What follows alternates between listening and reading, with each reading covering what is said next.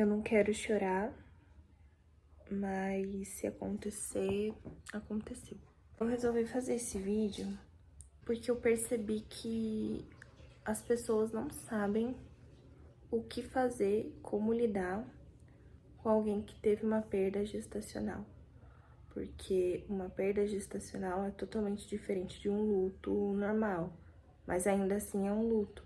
E a pessoa mais afetada, querendo ou não, é a mãe, porque a gente passa por muitas mudanças no corpo, na mente, e as coisas vão acontecendo. E quando a gente perde o neném é tão complicado, né? Porque a única pessoa que estava sentindo aquilo acontecer era a mãe. A única pessoa que estava sentindo que tinha vida ali na barriga dela era a mãe. O pai ainda não estava sentindo, a família já estava feliz, mas também não estava conseguindo ver nada, não estava sentindo nada. Então, é muito comum que a mãe sofra e a maior parte das pessoas acha que é frescura, ou acha que é muito drama, ou, tipo, não consegue entender. Então, é uma situação um pouco solitária porque as outras pessoas não entendem o que você tá passando.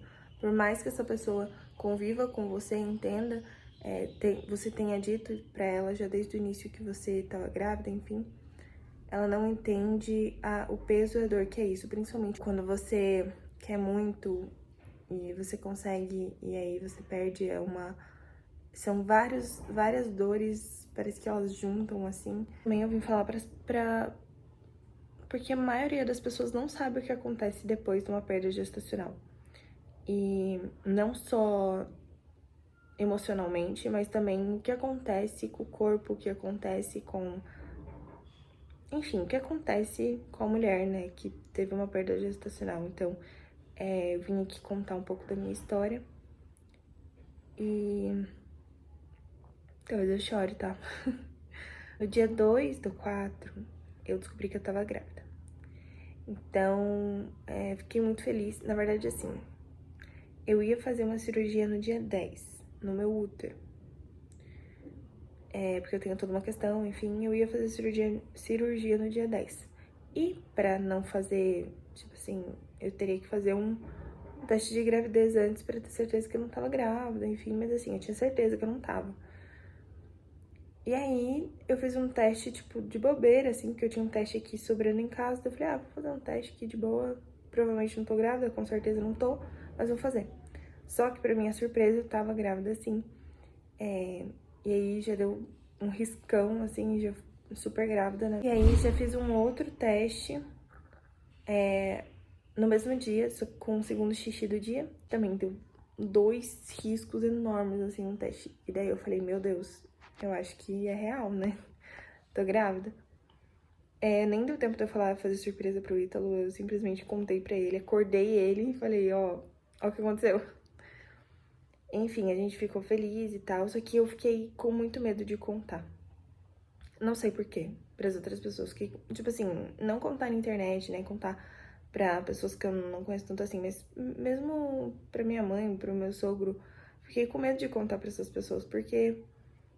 Eu não sei porquê. Eu tava com um pouco de medo de perder, eu não sei porquê, mas eu tava com esse medo já, desde o início. Eu fiz o beta, né, do exame de sangue, realmente deu como grávida, fiz o quantitativo, deu bem alto. Depois de uma semana, eu contei pros meus pais, pro meu sogro, pra todo mundo, pra família em si, sabe?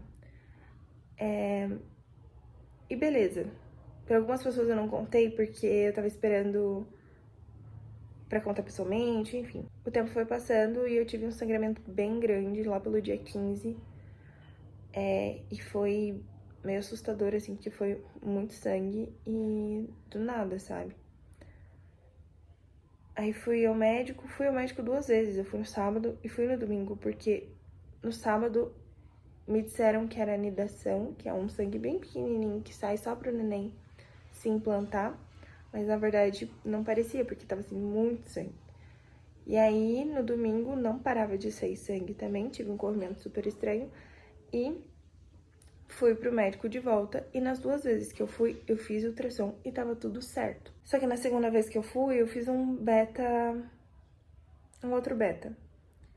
E aí a médica falou que eu iria perder de qualquer jeito. Na verdade, ela foi bem grossa, porque naquele momento eu tava grávida ainda. Então, eu fiquei 2 semanas super agoniada, esperando pra saber se o neném ia vingar ou não.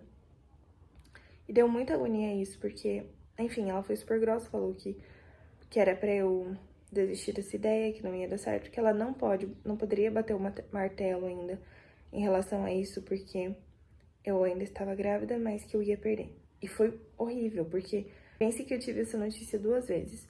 A vez que eu fui, essa vez que eu tive, né, o sangramento, e 2 semanas depois, quando realmente eu perdi o neném.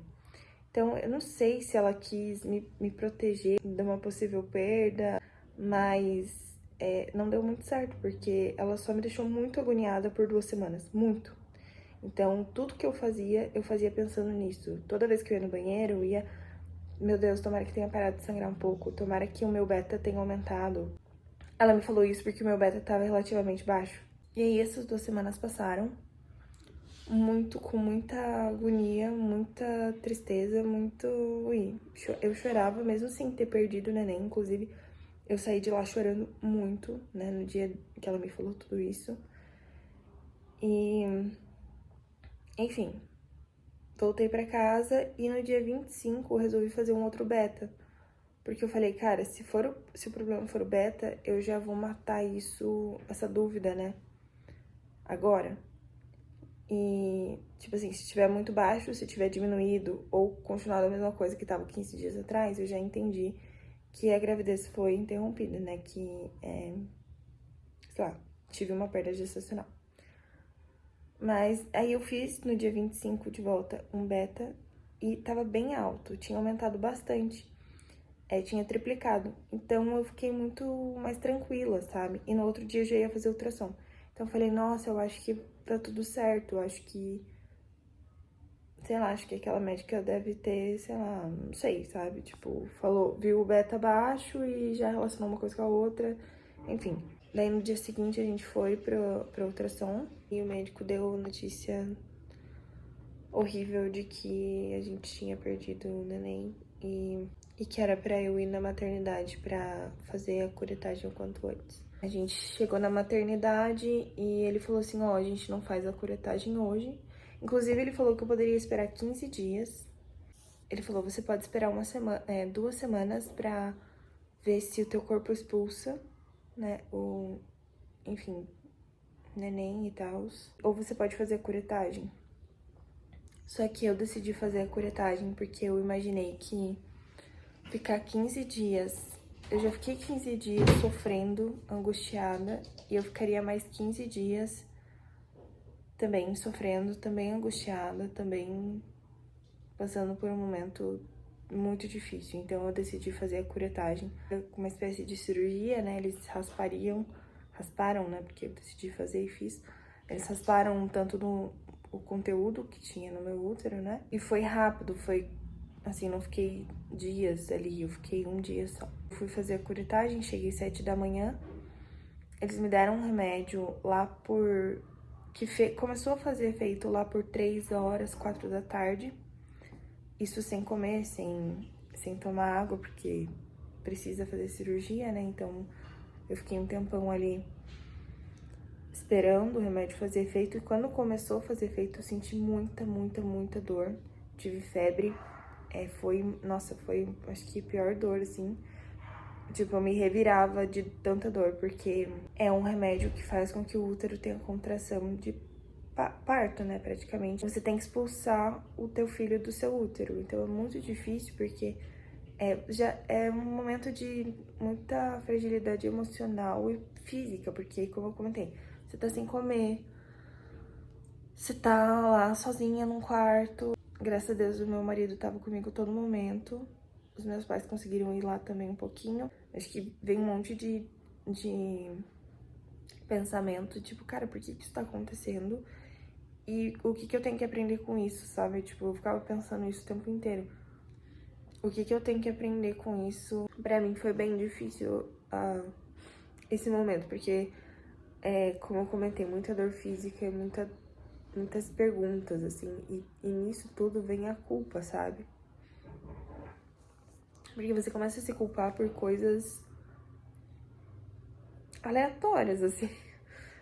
Você começa a pensar, cara, será que eu devia ter, sei lá, eu limpei a casa, eu varri o chão, eu, sei lá, fiz um monte de coisa, eu andei demais, Você começa a arranjar motivo, uma desculpa para aquilo que tá acontecendo, só que não tem. E a culpa é matadora, você fica pensando, cara, eu acho que é porque... lembra que eu comentei que eu tava com medo de perder desde o começo, então, tipo, eu falei, cara, será que eu, sei lá, traí isso pra mim? Será que eu fiquei pensando tanto nisso que aconteceu? Será que a culpa é minha, que eu não devia ter... Enfim, uma série de coisas aleatórias que você fica pensando e que não vai ajudar em nada, só vai piorar. Aí, quando foi umas 9 da noite, eu comecei a sangrar, que era uma coisa que eles precisavam, né? Que o meu colo do útero abrisse pra que eles conseguissem fazer a cirurgia. Fui pra cirurgia lá por 10 da noite e voltei pro quarto, era 1 da manhã por aí. Acho que um pouco mais, talvez quase 2. Tomei um remédio pra dor, antibiótico, acho, não sei. Comi alguma coisinha e fui pra casa. Isso quando eu cheguei em casa eram umas 4 da manhã. Então, pensa, eu cheguei lá às 7 da manhã e voltei às 4 do outro dia. Então, foi uma situação meio difícil, assim. Foi numa quinta-feira e a minha cabeça tava... Então, assim, esses dias fez uma semana, né? Hoje é segunda, então esses dias fez uma semana. Complicado porque eu não sabia o que fazer com essa informação, eu não sabia o que pensar, eu não sabia... São tantas coisas que a gente pensa, a gente sente, né? Por exemplo, no dia que aconteceu tudo, no dia, na verdade, que eu fiquei internada, né? Eu falei, cara, eu não aguento mais ver coisa de grávida. Tipo, eu não conseguia mais ver nada de grávida. Eu não conseguia ver gente engravidar, tipo, anunciação de gravidez. E eu seguia muitas pessoas que têm filho, que estavam grávidas. Eu não consigo. Tipo, não, até agora, assim, passou uma semana e alguma coisa do dia que eu fiquei sabendo. Eu não consigo acompanhar com tanta alegria, com tanta, tipo, nossa, que gostoso ver isso. E aí, parei de seguir mãe que dá conselho, pai que ajuda, sono do neném, essas paradas, tipo, parei de seguir tudo, porque por mais que antes mesmo de engravidar, eu já seguia essas pessoas, porque eu achava que, bom, elas ajudam realmente, você precisa saber disso quando você engravida, pra quando você engravidar, enfim. Eu já gostava de acompanhar esses conteúdos mesmo sem estar grávida. Mas depois que engravidei e perdi, pra mim é muito difícil eu continuar acompanhando com com o mesmo pensamento. Não é tão complexo isso, né? Tipo, no meu caso, ainda tô vivendo luto, ainda é difícil falar sobre isso sem chorar muito, né? Porque antes eu chorava muito, agora eu tô só escorrendo uma lagriminha ou outra. Essa vida em casal, né? Tipo, não só a vida sexual, mas a vida... Enfim, a vida 2, ela fica mais pesada mesmo nos primeiros dias, porque, como eu comentei, quem sente mais é a mãe. Quem passou por um monte de coisa é a mãe. E o mais difícil também, uma das coisas muito difíceis é que você sai da maternidade, você não sai com seu filho, você não sai feliz, você sai muito triste, mas você ainda tem todos os sintomas da gravidez. Então, a sua barriga tá crescendo, os seus seios estão doloridos, você tá cansada, com sono, com fome, uma série de coisas, às vezes tem até enjoo, só que você não tá grávida, então isso é muito difícil pro próprio corpo entender o que tá acontecendo, sabe? Outra coisa que é muito complicado também é que na aula, na parte de curetagem, você fica numa parte da maternidade, então, quando eu tava indo pra sala de curetagem, eu passava assim nos quartos, né? E eu via as portas com o nome dos nenéns e tal. É um pouco insensível isso, né? Porque a maioria das pessoas, elas falam, não, porque isso é uma coisa normal, você não... você vai passar por cima disso rapidinho. Tipo, você não vai ter problema com isso, você vai entender rapidinho, você nem vai chorar. Só que comigo e com muitas mulheres, não é assim que acontece, gente. A gente se prepara psicologicamente pra ter um filho e aí você perde o teu filho. Ainda que eu perdi no início, mas tem muitas mulheres que perdem já no meio ou no final da gravidez. E aí, como é que fica? As pessoas não estão preparadas pra lidar. Tanto as maternidades não estão preparadas pra lidar com isso, como a sociedade no geral, porque as pessoas elas falam assim, ah, mas não tem problema, porque você é nova, daqui a pouco você tem outro filho. Mas esse filho que eu tive é insubstituível. E conversando também com algumas pessoas que perderam bebê, eu tenho uma tia que perdeu, já faz uns 10 anos mais ou menos que ela perdeu a filhinha dela. E ela disse assim, cara, eu não falei pra ninguém, eu não fiz nada, eu não dei nome, porque eu dei nome. E eu comprei essa correntinha, comprei a correntinha do anjinho, né, pra que eu pudesse, sabe, ter alguma coisa pra lembrar do meu filho e tipo, meio que encerrar esse ciclo. Porque quando você fica só lembrando, ou quando você tem as coisas do neném, tipo roupinha, sapatinho e tal, são coisas que não dá pra você guardar. Cara, você não vai usar aquilo, sabe? O neném morreu, você não pode... Mesma coisa quando alguém falece mesmo. Você não vai ficar com tudo da pessoa, você não vai ficar com as roupas da pessoa, você não vai ficar com o quarto da pessoa, você vai ter que se desfazer daquelas coisas e você vai ter que encerrar esse ciclo. E foi a mesma coisa que eu pensei quando eu comprei a correntinha, quando eu dei o nome, conversando com essa minha tia, ela falou assim, cara, eu encarei como uma coisa que eu tinha que superar e passei por cima, sabe? Tipo um trator, assim, eu não pensava mais naquilo. Ela simplesmente falou, eu não posso, isso são coisas que acontecem e eu não posso sofrer por isso. E ela colocou toda a dor dela, todo o sofrimento dela debaixo do tapete e fingiu que aquilo não existiu. Uma outra pessoa que eu conheço também fez a mesma coisa, colocou todo o sofrimento dela pra debaixo do tapete, varreu tudo aquilo pra debaixo do tapete e não viveu o luto como deveria ser vivido, porque, que drama, que isso, que aquilo, que aquele outro, e acabou, entrou em depressão e tal, por conta disso. Então, é um momento muito difícil, mas que se você não se cuidar nesse momento, você entra em depressão real, assim, sabe? Então, é um momento muito difícil que as pessoas não estão preparadas nem pra falar e nem pra te ajudar emocionalmente, porque elas não sabem também o que fazer. Depois, conversando com a minha avó, conversando com pessoas da minha família e outras pessoas também que já perderam o neném, eu vejo que as pessoas fazem isso mesmo, elas botam toda a tristeza delas pra que não tenham que lidar com isso, ou, tem coisa mais importante pra fazer, e vive a vida depois disso normal, e acaba entrando em depressão, ou não vive o jeito que deveria ter vivido, e acaba, talvez, sufocando outros filhos, porque, eu perdi um inconscientemente, tá? Tudo isso é inconsciente. Eu perdi um filho, então foca todo o amor e toda a atenção naquele um filho que a pessoa tinha, né? E acaba, sei lá, estragando a relação entre vocês, enfim, tantas coisas que podem acontecer, né? E a minha avó, inclusive, ela perdeu os nenéns dela, 2 meninas que ela perdeu. Ela perdeu já grande, assim, sabe? Já quase parindo, ela perdeu. Então, claro, as dores são muito diferentes. Tanto a dor de uma pessoa que perde um neném logo depois que nasce, ou uma pessoa que perde no começo da gestação, que foi o meu caso, ou uma pessoa que perde no meio da gestação, que é outra coisa também, ou no final. Então, as dores, elas são diferentes, mas ao mesmo tempo elas são muito parecidas, porque é sempre um filho que você perde, né? Foi uma coisa que eu fiquei pensando, assim, o quanto nós estamos despreparados como pessoas mesmo. Será que se eu não tivesse passado por isso, será que eu saberia lidar com uma pessoa que chegasse pra mim e falasse, eu perdi o neném e tal? Eu acho que eu não saberia o que falar. Então, acho que são coisas que a gente tem que, talvez, desconstruir dentro da nossa cabeça, sabe? Eu não gosto muito dessa palavra desconstruir, mas...